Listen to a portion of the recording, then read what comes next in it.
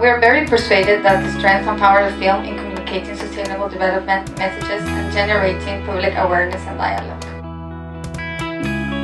We should, in a sense, rather than see them as charity cases, the poor, hungry people that we see on TV sometimes, that are always asking for food aid, we need to see, them as, business people who have some land and need some help in many cases, although sometimes they're doing just fine without that help, to be able to trade that surplus and get some help in terms of managing ecosystems.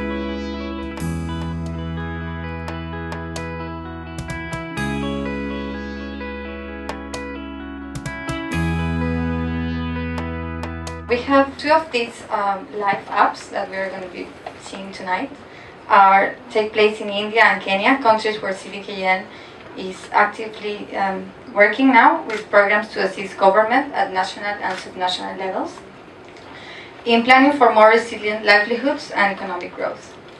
CDKN has now more than 2 years working with developing countries' governments, providing them with technical assistance on how climate change could affect their countries and how they could respond to the threats and opportunities it brings.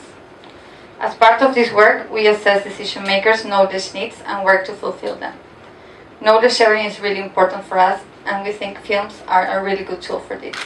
And the stories were not necessarily the stories that we wanted them to be, but by staying with it, something else kind of happened, which is that it's not the individual, you can't nail onto somebody's forehead an environmental issue, as you were saying. This is much more true to the original idea, which is something much more complex. How an environmental issue plays out through somebody's life. In northern Kenya, there is a farming story. The mother is a farmer, but it doesn't matter how much development you have, how much help you give. If there's no security, you can't have development. You can't have those kinds of things. Farm a vast share of the Earth's resources. I think this is a sort of little-known fact. They constitute 80% of the farms in sub-Saharan Africa and Asia. They feed 2 billion people. They are incredibly important, both in terms of food production and landscape management.